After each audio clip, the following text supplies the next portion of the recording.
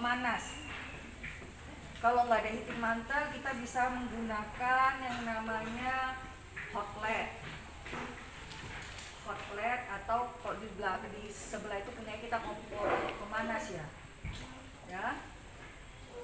Oke. Yang ini namanya labu soklet. Yang ini namanya labu soklet. Di bawah. Nanti tempat pelarut dia kita letakkan tempat pelarut di mana yang melarutkan sampel yang mau kita ambil senyawanya dalam sampel ini. Oke. Biasanya pelarut disesuaikan polar dari sampel ini. Ya.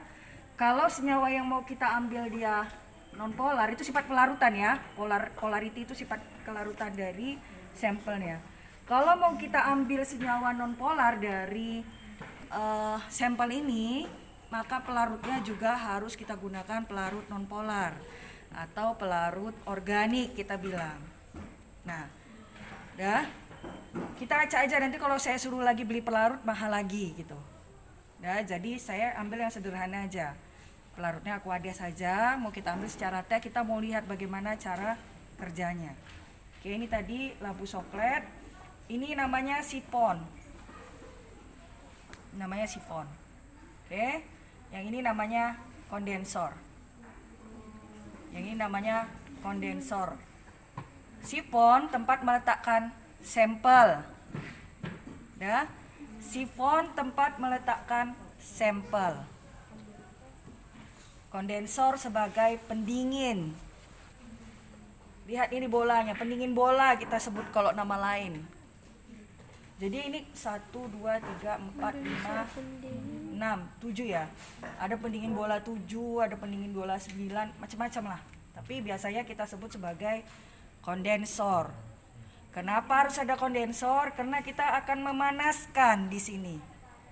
Supaya senyawa yang mau kita ambil dari sampel ini bisa ditarik, biasanya untuk mempercepatnya kita pakai pemanasan.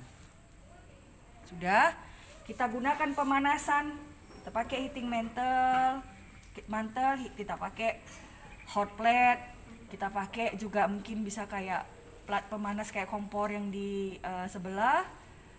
Nah, berapa suhunya kita sesuaikan dengan suhu dari pelarutnya. Udah? Oke. Pelarut itu biasanya bekerja atau dia memiliki titik. Karena kan kita mau manasin, berarti kan kita memakai titik di didih. Oke. Jadi banyak sekali yang harus dipelajari prinsip dari sokletasi tadi. Oke. Berapa yang mau kita panaskan, kita sesuaikan dengan pelarut yang ada di dalam labu soklet. Nah, karena dia yang akan berkenaan atau bersentuhan langsung dengan heating mantle-nya. Nah, berapa suhu ini kita pakai Aquades? Berapa suhu Aquades ketika mendidih? 100 derajat Celcius. Udah, maka nanti kita pakailah di sekitar 100 derajat Celcius. Selain itu juga kita harus mempelajari dari senyawa yang mau ditarik. Nah, senyawanya kira-kira rusak enggak di 100 derajat Celcius? Gitu. Kalau senyawa yang mau kita tarik dari sampelnya rusak di 100 derajat Celcius, berarti kita harus pelajari dulu berapa senyawa ini bisa terpisah pada pemanas. Ini kan senyawa kompleks nih, di dalam teh kan ada apa? Ada kafein ya kan, ada katekin, ada flavonoid, ada apa lagi? Alkaloid. Nah, itu ada senyawa-senyawa metabolit sekunder ya.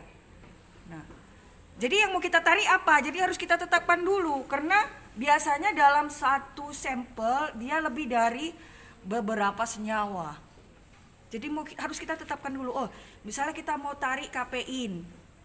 Kalau teh biasanya ada apa? Tanin misalnya, zat pewarnanya misalnya. Tanin bisa terpisah pada suhu berapa? Nah, chemical properties, physical properties, sifat kimia dan sifat fisika dari suatu senyawa yang mau kita tarik, itu harus kita pelajari. Oke, jangan Anda menarik di suhu 100 derajat Celcius karena mau disesuaikan dengan suhu pelarutnya. Tapi ternyata senyawa tersebut rusak di 100 derajat Celcius. Jadi apa yang mau Anda tarik? Oke.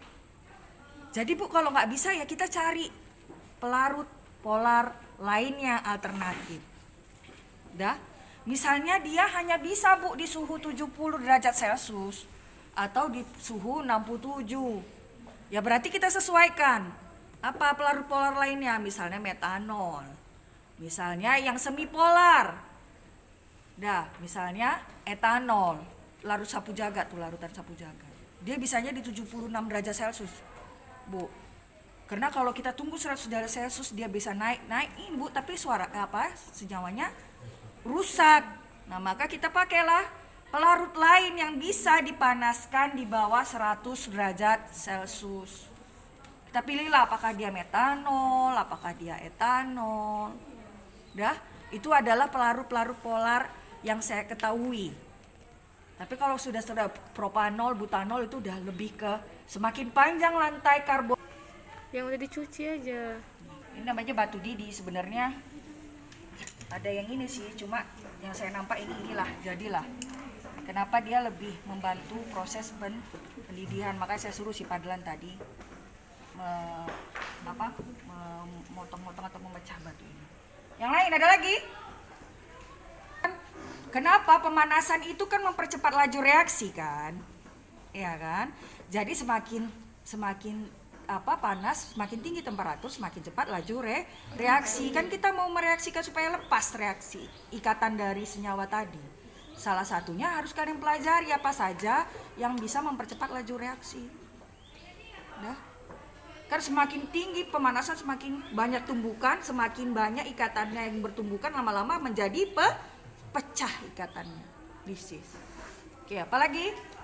Kita main jepit gini, ini nggak ada. Oke, ini kita tarik ini, jadi nanti ada yang bekerja sebagai orang yang megang selang, karena ini kondensor, dia ada air masuk air keluar, jadi selama ini berjalan dipanaskan ini nggak boleh Berhenti.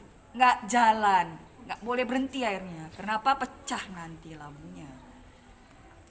Dia harus menyesuaikan suhunya supaya suhunya yang T1 sama dengan T2, T1-nya di sini, T2-nya di sini itu sama, maka ini harus didinginkan. Jadi harus jalan terus. Itu kenapa saya minta 1 hari sebelumnya supaya saya bisa setting apa yang kurang atau nggak cukup atau gimana. Dah? Oke. Kita tarik dulu ya. Oke. Kalau kita mau meletakkan ini kita harus pakai vaselin. Mana ini vaselin? Saya pakailah vaselin saya nih. Ya. Tapi biasanya pakai vaselin supaya dia tidak lengket. Karena kalau udah pemanasan dipanaskan biasanya cenderung menarik. Jadinya nggak bisa, akan ada vakum di sini nggak bisa kita lepas.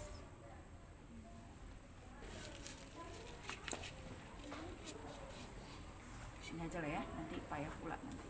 Atau nanti kalian bisa tarik ya pakai apa? Manset ya atau apa nanti ya? Pinset ya, sorry. Pinset manset. Oke.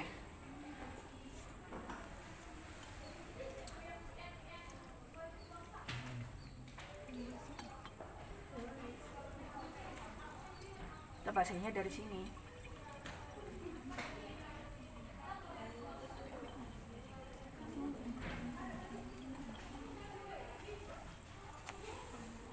Batu dirinya pun belum saya taruh, nggak ada yang mengingatkan.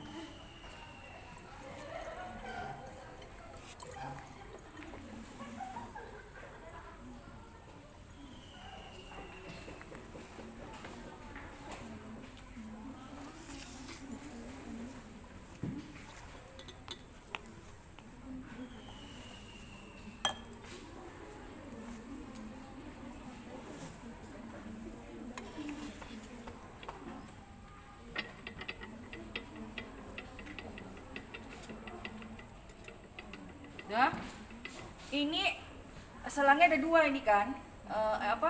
kondensornya ada dua tempat keluar aliran. Nah yang bawah ini inlet tempat air masuk, yang ini outlet tempat air keluar. Nah masukkan itu, nah, hidupkan. Ini ya, ini tempat hidupannya di samping. Ini suhunya set temperatur 100 derajat Celcius.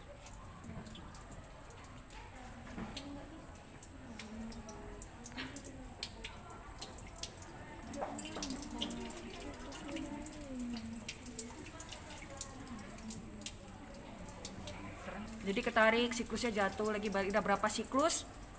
Nanti kita lihat sampai di sini berubah warna nanti. Ini kan tadi jernih kan? Lihat ini yang di alat soklet, di labu soklet ini kan jernih. Nanti kalau dia udah ketarik senyawa yang di sini, dia berubah warna, jatuh ke bawah sampai warnanya ke apa coklatan atau kemerah-merahan gitu ya. Nah, di sininya. Sampai dia sini istilahnya mau apa gini, kita tarik. Nah, sampai dia di sini hilang warnanya habis, barulah kita selesaikan. Udah. Kita buat 100 kita tinggiin dulu ya. Biar cepat naik dulu. Nanti gantian itu.